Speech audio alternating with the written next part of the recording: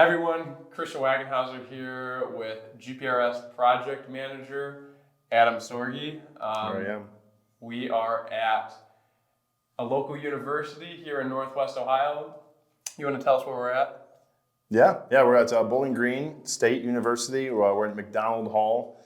They're doing some renovations, going to be adding in quite a few things here, but what we're scanning for is they'll be doing core drilling, and they'll be adding in some piping coming up through the floors on all four levels.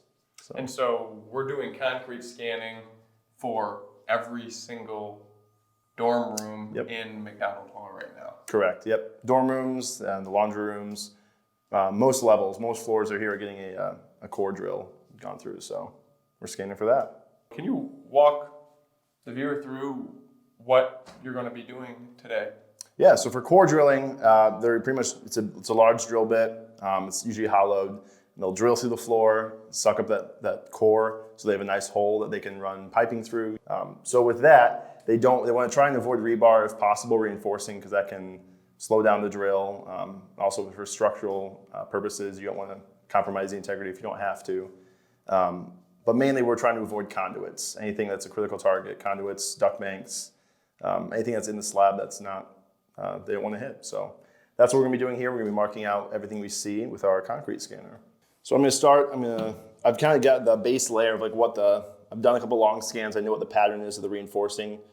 And as I'm going, I'm gonna make sure I go all the way over the reaction so I can get a good picture of it, and then back up to the center of the reaction, make my marks. And here we have something that's breaking the pattern of the reinforcing, which would indicate to me it's a critical target. It's something that's not the same level as the rebar. The pattern and spacing is different. So I'll be marking that in red.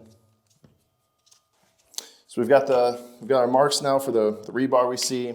Again, I know the pattern, so I kind of know what to expect when we're scanning this. This is, I think, my 300th location here. 300th just in this building? Just in this building. So the pattern is pretty standard for each room. And then once we have our marks of where the rebar and the critical targets are, I'll go ahead and go through and line it out.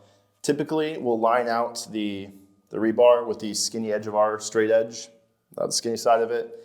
For this purpose, the contractor just wants the center of the rebar marks. So we're doing straight lines for the rebar, and then for critical targets, we're doing the wide side of our level.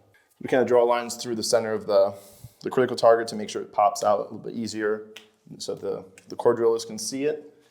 And I'll go through and line out this rebar.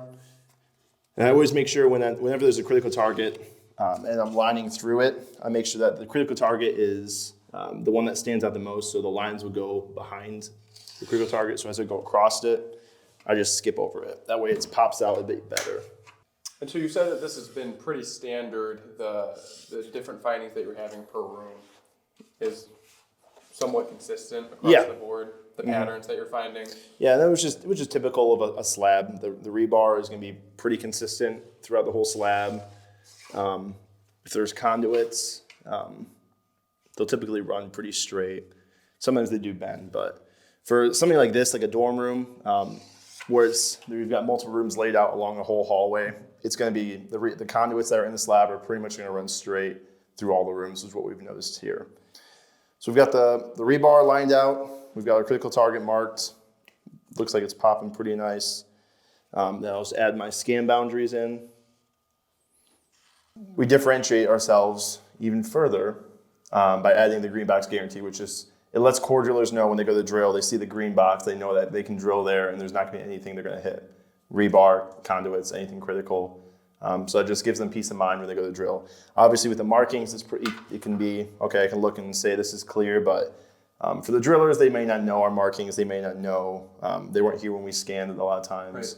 Right. They don't always hear everything from the people who hire us. So the green box just gives them peace of mind for when they go to drill, they know they can drill there and there's nothing there.